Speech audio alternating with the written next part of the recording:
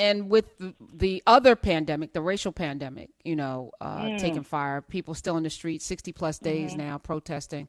What Mm. are you telling your sons? What are you telling your children about this? Well, you know, I really believe that, and I'm going to be sure to tune in and listen to you. I think what happened with George Floyd, as horrific as that is, we now hear about Breonna Taylor and things like this happen, right? The fact that we were all with COVID, we were all on pause. The whole world was watching and could see what happened. I think God really works in interesting ways, because I think the fact that we were all home and watching and saw this helped us really see George Floyd, see what happened. Those almost 9 minutes of having your knee on someone's neck. We were all tuned in, the entire world. And it was interesting because when the protests first began, I remember staying up. I was watching the news, 1:30 a.m. I finally turned it off. I woke up at 3. It was still going on. I think the governor of Minneapolis was given a press conference. And my son, who always does his homework in the same place, I could actually see the anxiety that he felt that it caused him. And it was interesting to watch, to see his face. I don't even know if he could really express what he was feeling. Did you guys have a conversation? Did you? We talked about it. I felt so tuned into it. Later, when we got to New York, we were in a very small place, and they were protesting, and he was so proud. And he goes to school in Seattle, where near his school they practically took over, as one of the first places to even write Black Lives Matter, and he was so proud.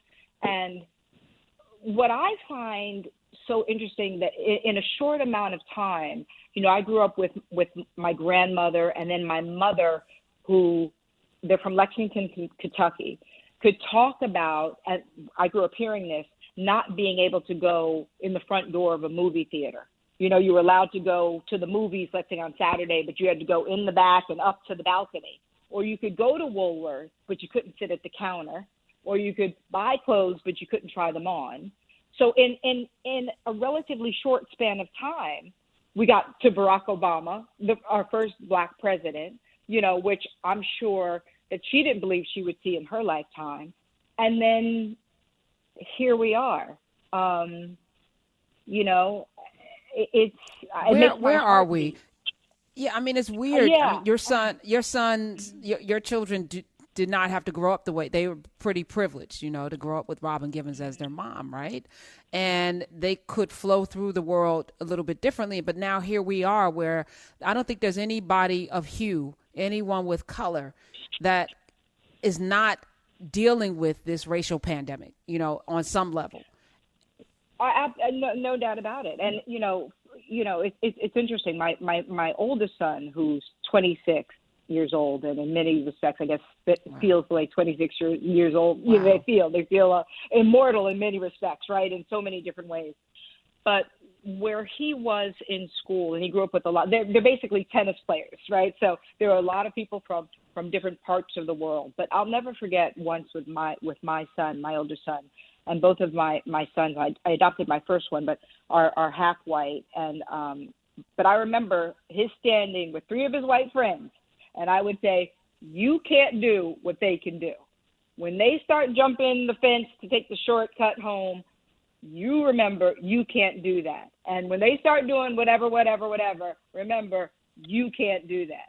I will never forget that, and I said it in front of all of his 3 friends, because it's important to have that conversation that the world is going to be a little bit different for you.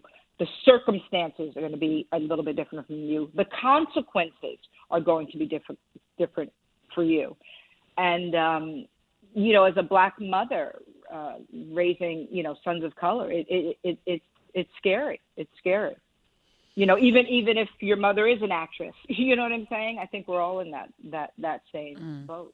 Unfortunately, because of where we are both with COVID and on the heels of George Floyd, where folks are now waking up to like, oh, there's a race problem in this country. We have to fix it, and I think the pendulum is swinging. Sometimes there's an overcorrection, and I think there's going to be a backlash, so I'm just trying to measure that. Let me ask you, I want to ask you, what do you think about that? What do you think, and I'm asking genuinely, I was having this conversation with my son a little bit. What do you think about all of the sudden it kind of being cool?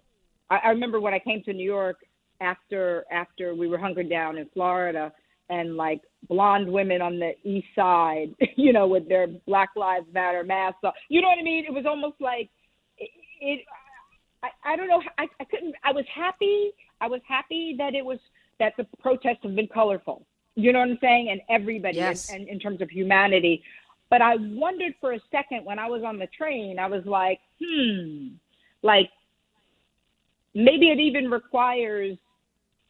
I wanted to make sure they were on board for the right reason. Does that make any sense? Yeah. It's. I think it's a fad. Unfortunately, I think it's fleeting. All of the Black Lives Matter signs that I see on people's lawns, it provides comfort, but I think it's much like Mitch McConnell's speech today. It's window dressing. And I think, if it's easy to wear a Black Lives Matter or I Can't Breathe shirt if you actually will never have to confront police brutality or racism. It's easy to give a check to an organization, to an NAACP or an Urban League or United Negro College Fund, and then check off, well, I did my thing. What are you still complaining? Because what's coming next is, why are you still complaining? And that's what I'm talking about, the backlash. So there's a lot of appetite for people to get on board with what visually looks correct.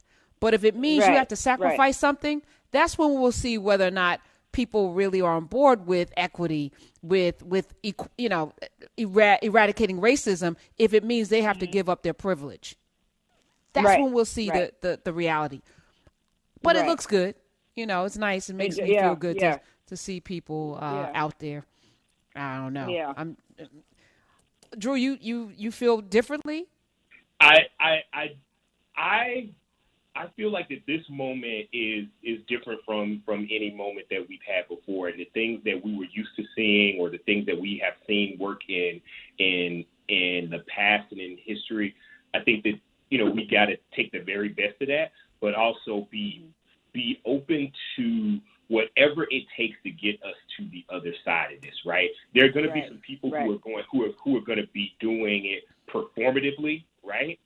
And if that performance inspires somebody else to actually self-search themselves and actually get involved, it's one of the reasons why I don't have a problem with certain celebrities getting involved in criminal justice, right? Is that even if it is performative, if that performance inspires somebody else to get it into their soul and make it their life's mission, then I say perform your ass off for it, right? Because people have done a lot less or a lot more for things that were a lot less important than what this moment is. So I sort of sit on the fence of it.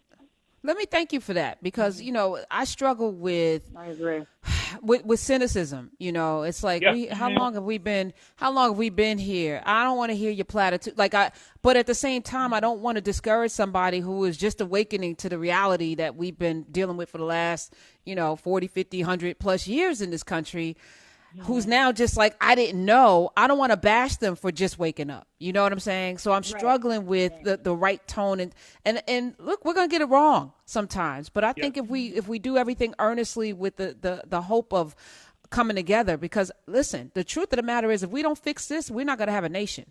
So you can, feel as many ways as you want to. This is the thing that's going to take America down if we don't fix it. So we're going to have to all kind of find the right temperature to operate in and do it in love. I think as long as we do that, we'll be fine. I agree with that. I agree. My son feels the way Drew does, and has the same sentiment. So, but I do think if we do it in love, I just can't believe we're still here. I just it's amazing. But I do believe this time is like no other time.